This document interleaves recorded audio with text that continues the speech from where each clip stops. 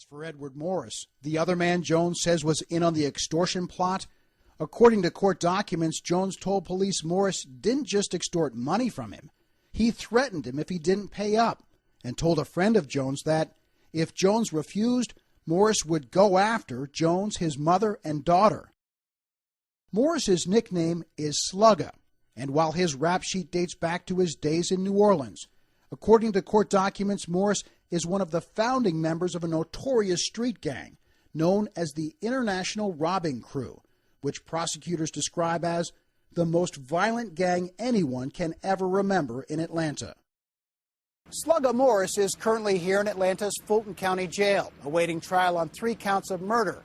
Prosecutors say his gang may be responsible for as many as 8 murders.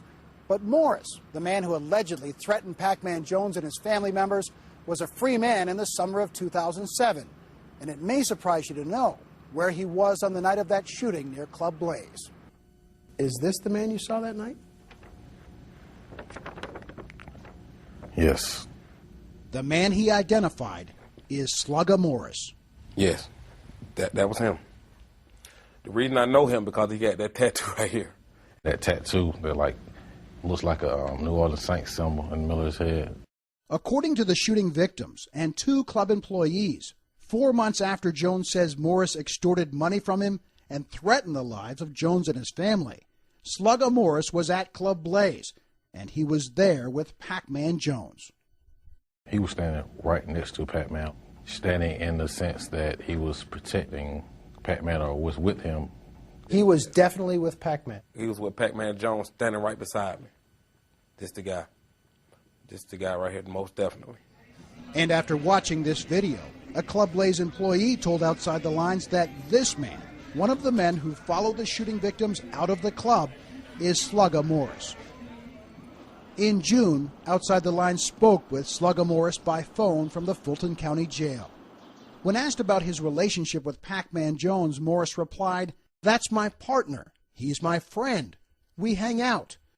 When asked why Jones would tell police that Morris extorted and threatened him after the Las Vegas shooting, Morris said, "He's lying. I know it ain't true. Why would I tell that to a friend? I think he's trying to play football." When you hear that Adam Jones says he was extorted by Edward Morris, also known as Slugga, after the Las Vegas shooting, and then he's hanging out with Slugga the night of the shooting at Club Blaze, what do you think? Bullshit. Lack of a better term, it's impossible. If you were being extorted by somebody who threatened your family, you definitely wouldn't be cohorting with them inside of a nightclub. My client never extorted Mr. Jones. I mean, I'll say that crystal clear. Derek Wright is Slugga Morris's attorney. If you look at the fact that they were seen interacting with each other, hanging out with each other after the Vegas incident, that would betray any idea that he's extorting. You've acknowledged your client was at Club Blaze? He was there and was in communication with Mr. Jones. Wright says the friendship between Pacman Jones and Slugga Morris dates back to before the Las Vegas shooting, and that he's notified Las Vegas prosecutors in an effort to discredit Jones' allegations of threats and extortion. It does seem that Mr. Jones' statements in Las Vegas are inconsistent with the truth and probably should be, hopefully will be, re-examined. Inconsistent with the truth sounds like a lawyer's way of saying he lied. One might reach that conclusion, yes. Is it possible Slugga Morris was friends with Pacman Jones before the Las Vegas incident? He then extorted and threatened him, and then they became friendly again? That defies logic and common sense, no. But beyond raising new questions about Pacman Jones' allegation that money was extorted from him following the Las Vegas shooting, Outside the Lines has obtained never-before-released information about the incident here at Club Blaze, information that implicates Jones as the man behind the shooting that happened just down the road.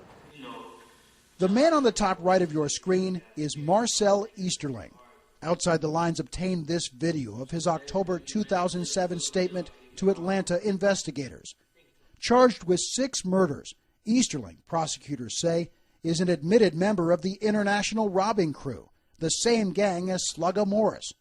But according to court documents, Easterling has turned on his fellow gang members and will avoid prison time through an immunity deal if he testifies against Morris and the others in a major Atlanta murder trial.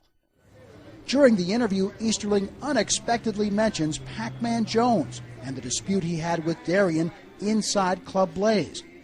Easterling says he wasn't at Club Blaze that night, but he says the next day Morris told him what happened. Easterling's statement, though difficult to understand, is clarified by prosecutors' transcripts. He says after Jones and Darian exchanged words, Jones told Slugger Morris he'd pay him to shoot Darian, who's referred to here by Easterling as Buddy.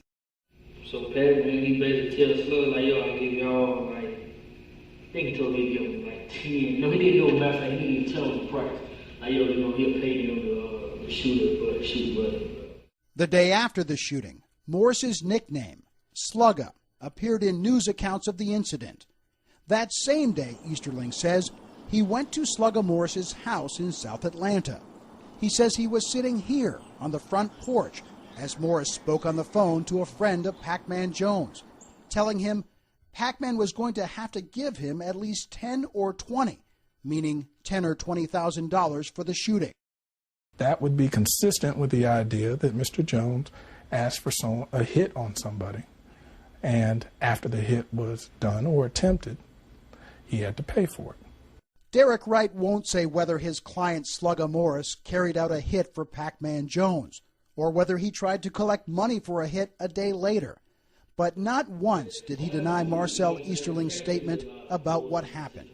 I would suggest if you just look at that alone, would that not be enough to further investigate the involvement? Do you simply look for the person's alleged to do a shooting, or do you look for the person who is alleged to have ordered the shooting, paid for the shooting? Remember, 2 months before that night at Club Blaze, NFL Commissioner Roger Goodell suspended Pacman Jones for the 2007 season, telling him, quote, "I must emphasize to you that this is your last opportunity to salvage your NFL career." Jones would salvage his career in part through his cooperation with police in the months that followed the Las Vegas shooting. But now there are new questions about Jones' story of an extortion plot, new questions about his association with an accused murderer, and new allegations that Pacman Jones, while under NFL suspension, was the man behind the shooting just down the road from Club Blaze.